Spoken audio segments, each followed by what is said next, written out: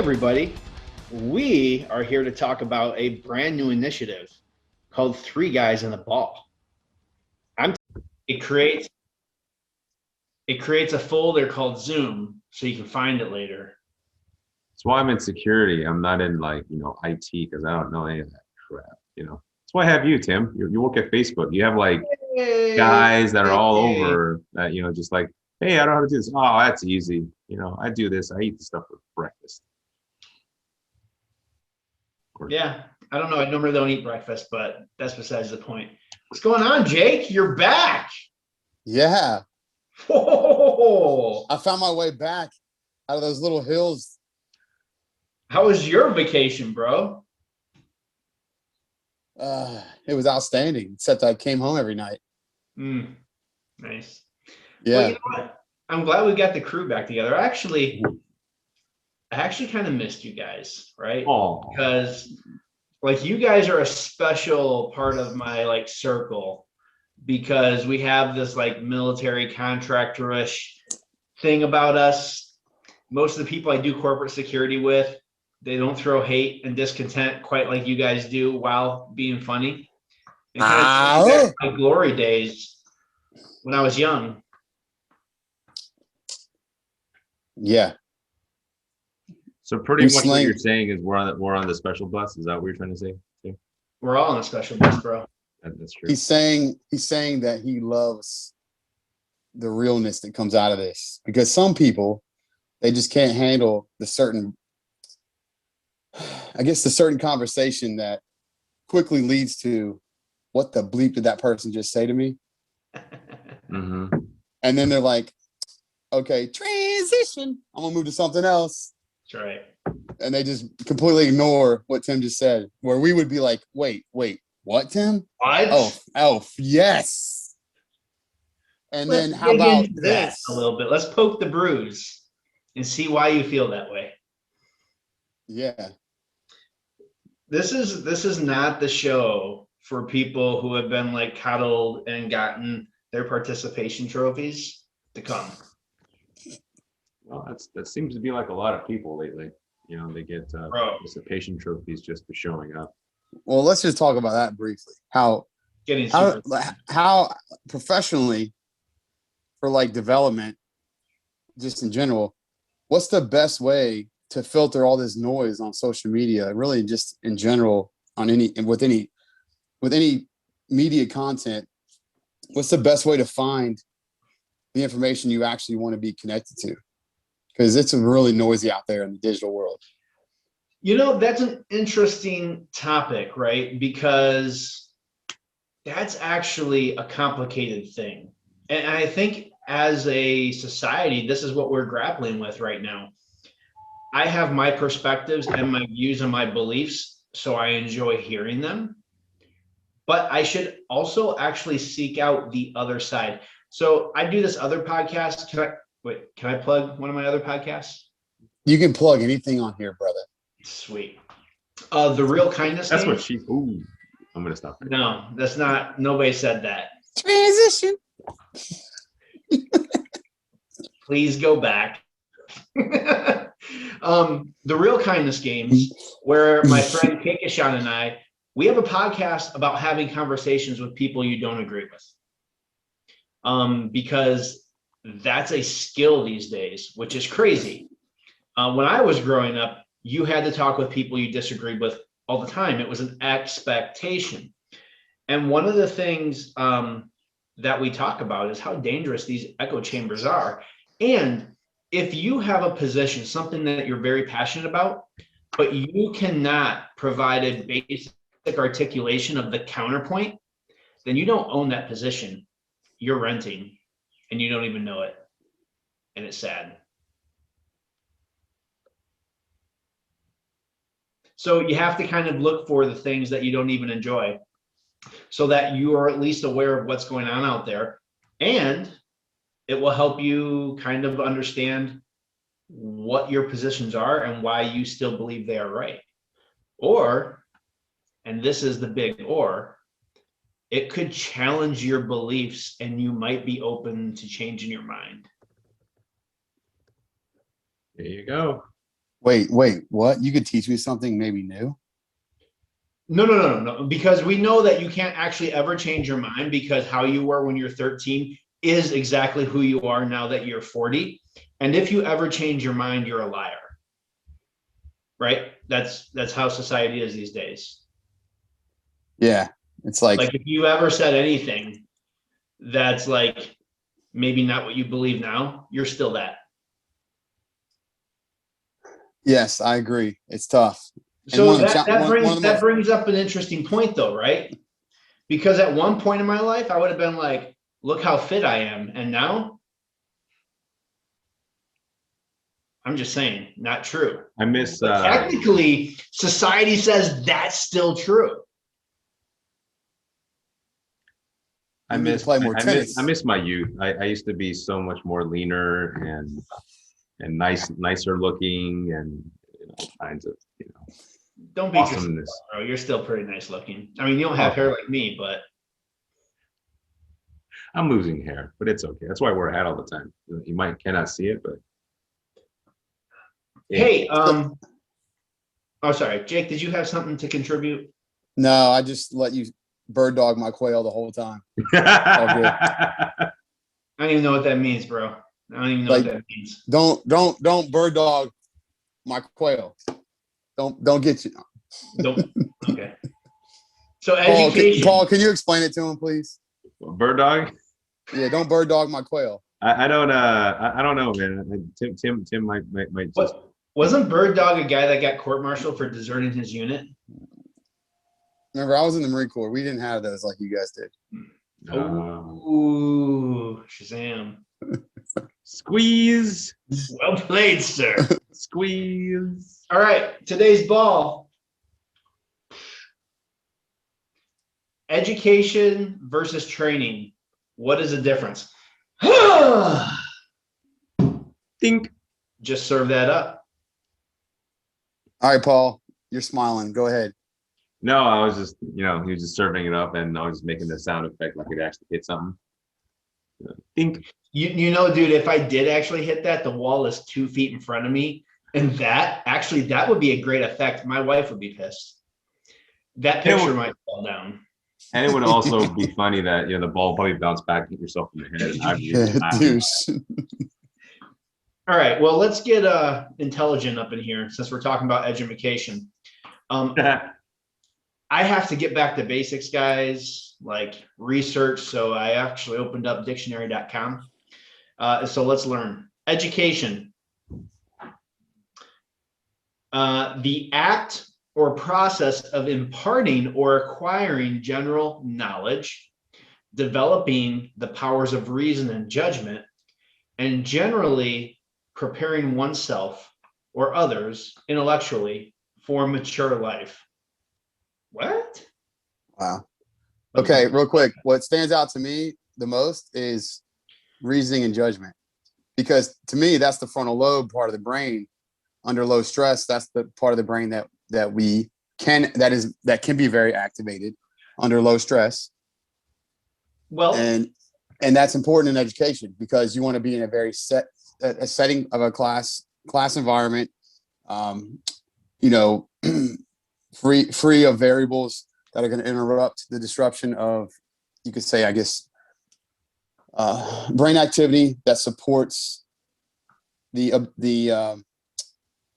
brain activity that supports really just being able to filter information that you can store and provide a difference between reasoning and judgment, or have the ability to understand reasoning and judgment. How many kicks to the head did you take during Krav Camp this last weekend, bro? A lot. Like having trouble stringing together a sentence. I am. It's really funny because I could actually see Jake's brain turning, and it's like the words are there. I can hear it. Click, click, click, click, click. Like we're going up the roller coaster. This is like 9.5% too, I think. Nice. Hey, you know what? Nah. I actually agree with what you said. What stands out to me is the imparting or acquiring of general knowledge. And training, if we look at that definition, it's way smaller. The instruction or discipline of a person that is being trained, or the status or condition of a person who has been trained. So basically, training is acquiring a skill set versus education is acquiring knowledge, right? So at Krav Camp, you can just stand somebody up against a bag and show them how to knee and elbow that thing over and over and over and over again. They can get really good at it. They can become trained at that technique, but that doesn't help them employ it thoughtfully in a real world, right?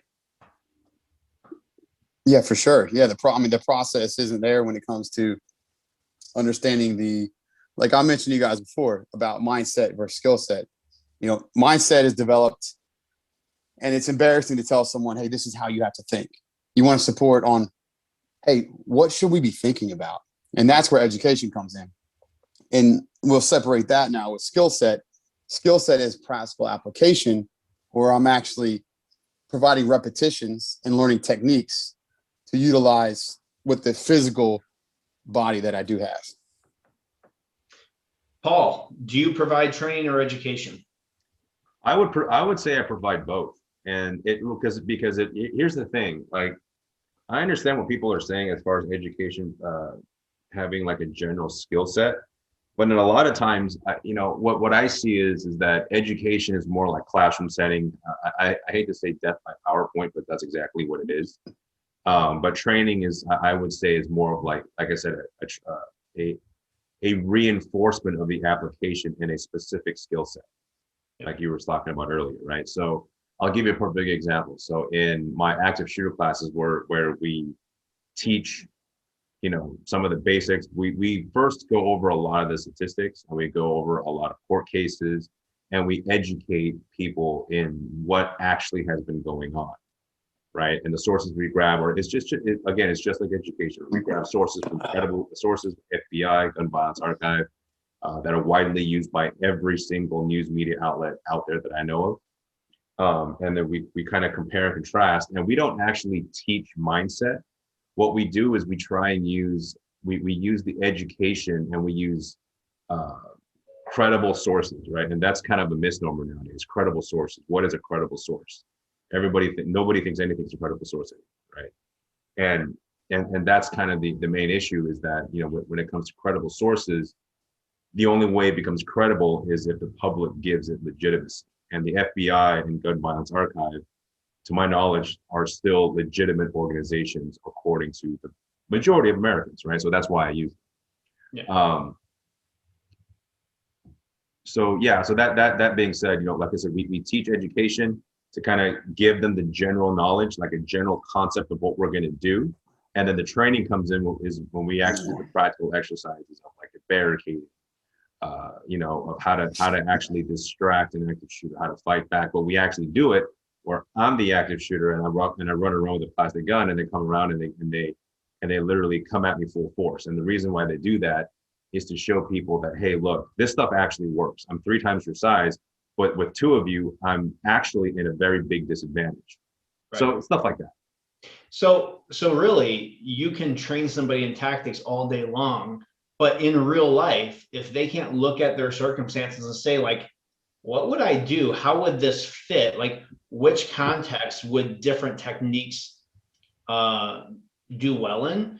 Right. That's more the educational side, right? Exactly. I kind of think of education versus training as all of the people that I know that spend a lot of time and money going to college, and they can talk a really good talk, but at the end of the day, they can't do shit.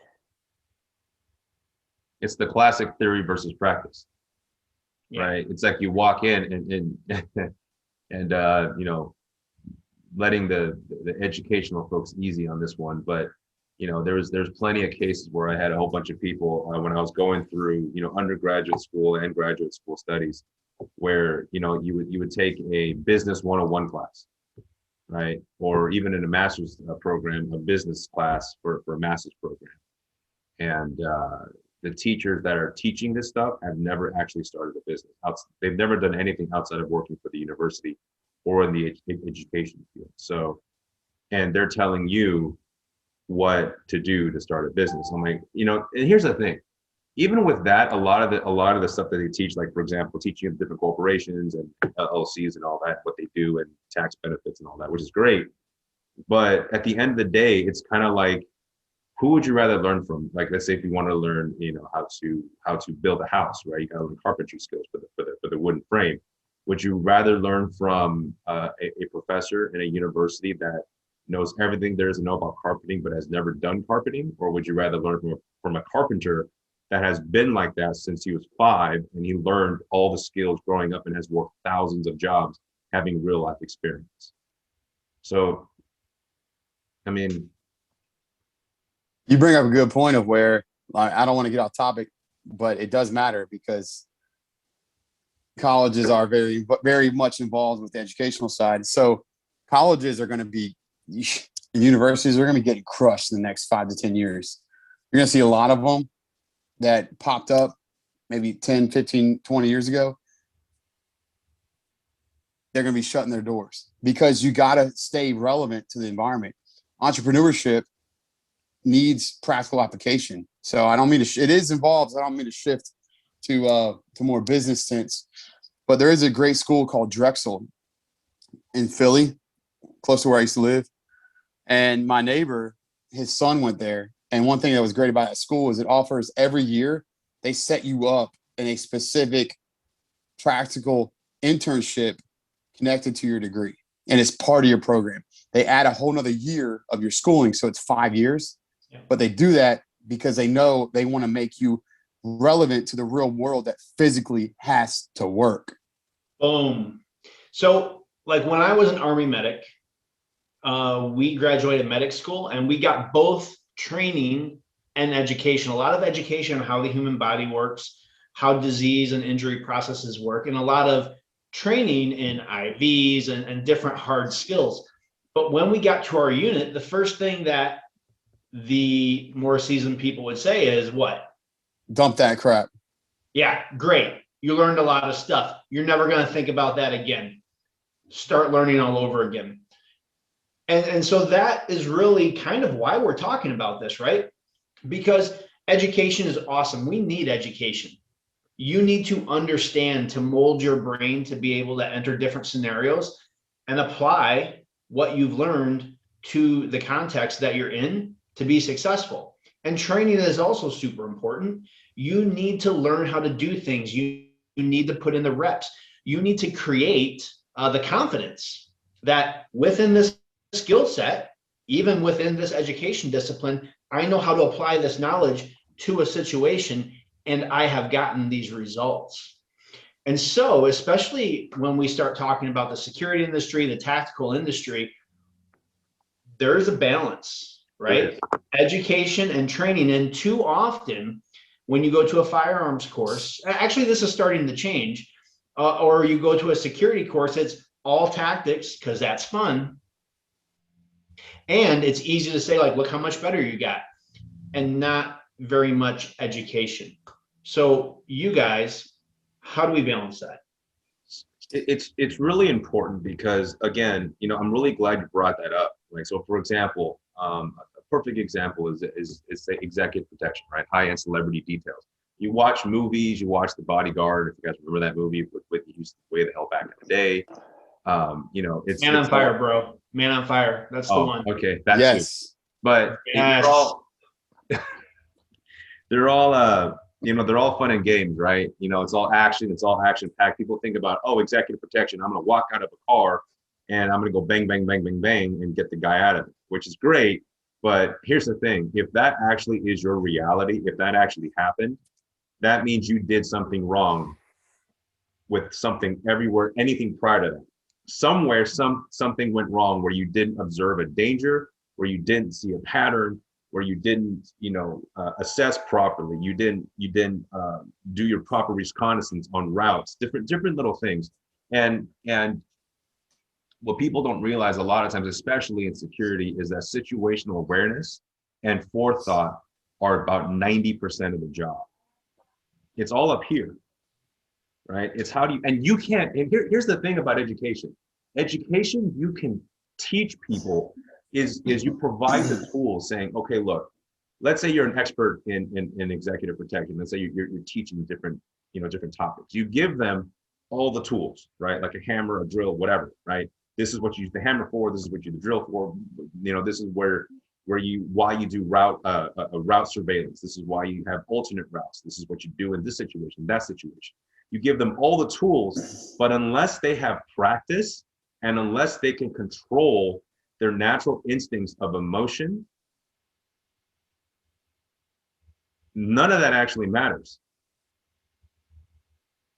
right? If they can't use the tools properly, then a lot of that stuff ends up going thrown in the back when it's like, okay, I have all these tools, and I know what they're for theoretically, but I've never actually used them. Okay, so go ahead, finish. No, go ahead. All right, so this is where we need to also add, as an organization that requires annual refresher training for my team, my officers, whoever I have on my staff. This is where it comes down to, you need to bring outside talent to develop your team, because they can't listen to mom and dad every year. They need new voices, they need new blood. So this is where it also comes down to, as organizations out there need to be very aware and literally rip the ego, rip that ego out and say, developing my team needs to be something where I have to bring people in who can create that stimuli to make them better for the mundane routine that we live in. Such a good point.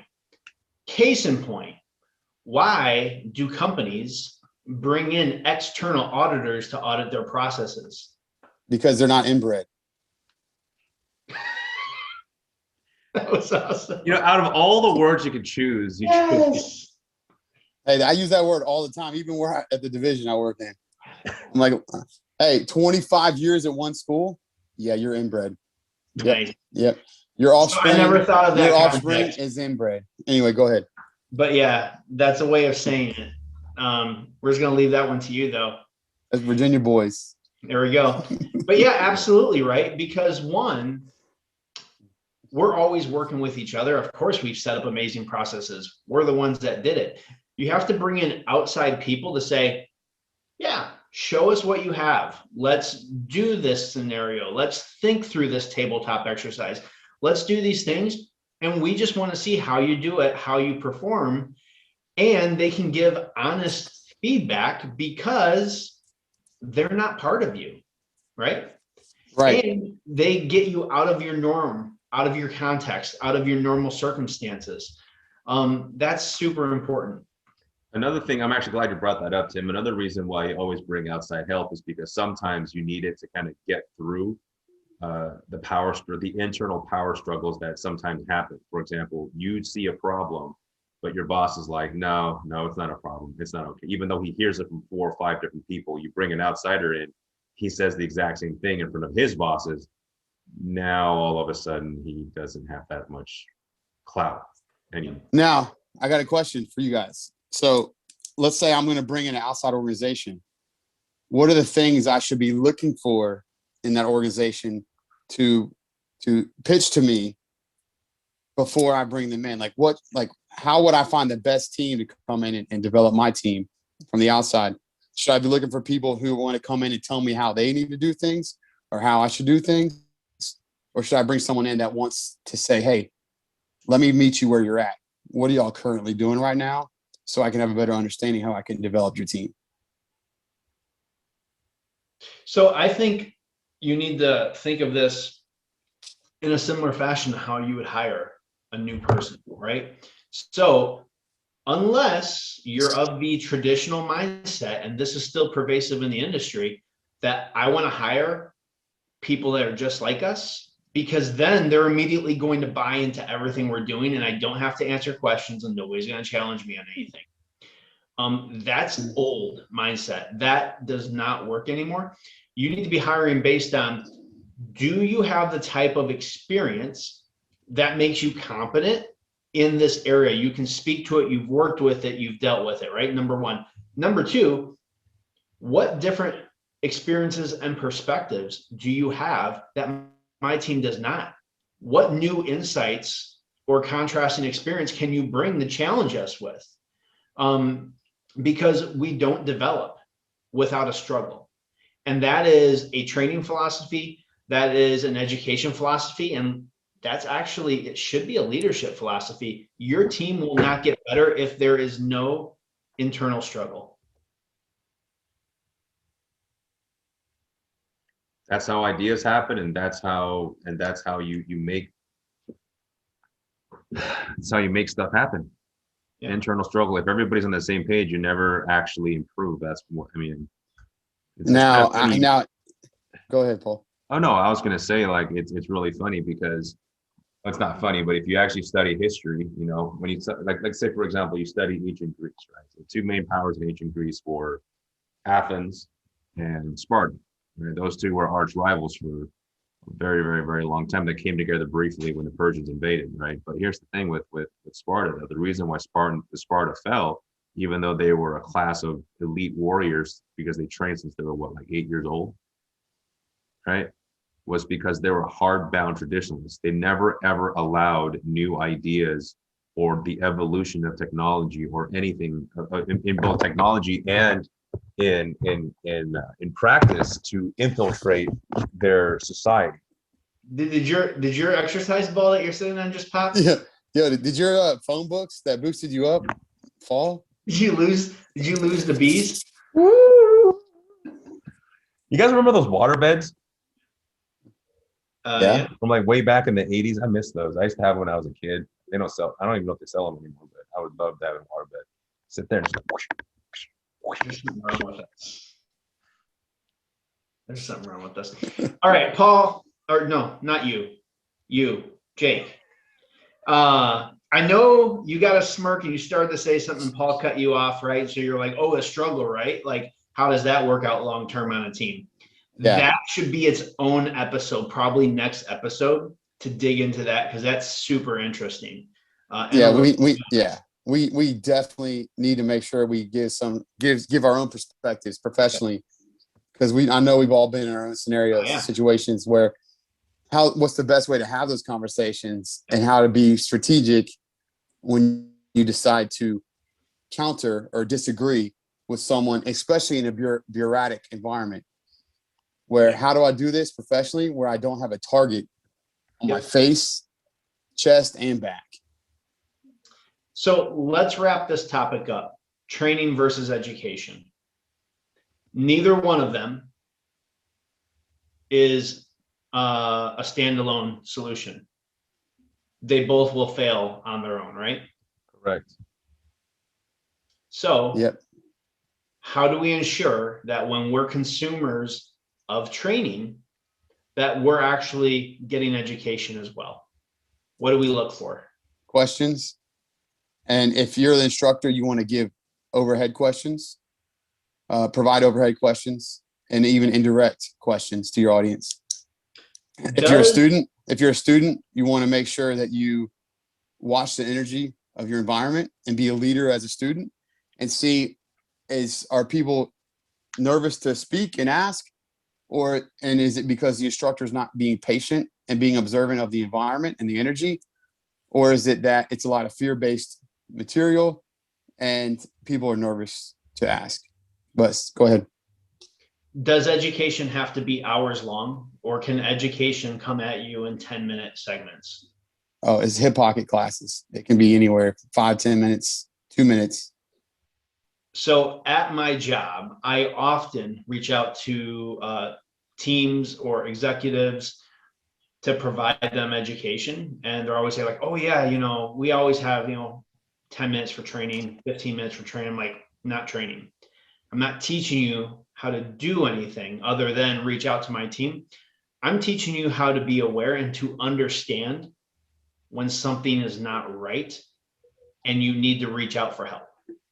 When you need to reach out to my team to help you understand that situation, right? So we're teaching you that mindset to understand when you need assistance in these situations. And that's education, because you're not actually teaching them how to do anything. You're teaching them to discern and think through things.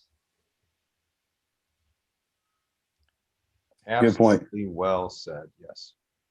So, all right. Well, I think unless you guys have any last things, that's a wrap on this one. And we're going to do leadership, the struggle or toxicity next. Ooh. right?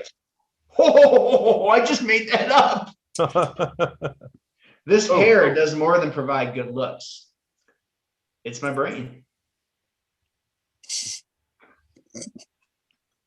And that is a wrap. 3 guys and a ball. We out. Out. Boom.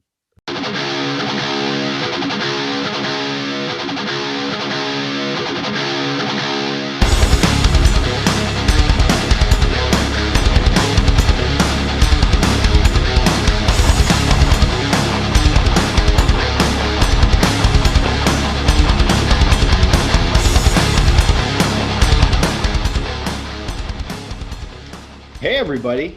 We are here to talk about a brand new initiative called 3 Guys and a Ball.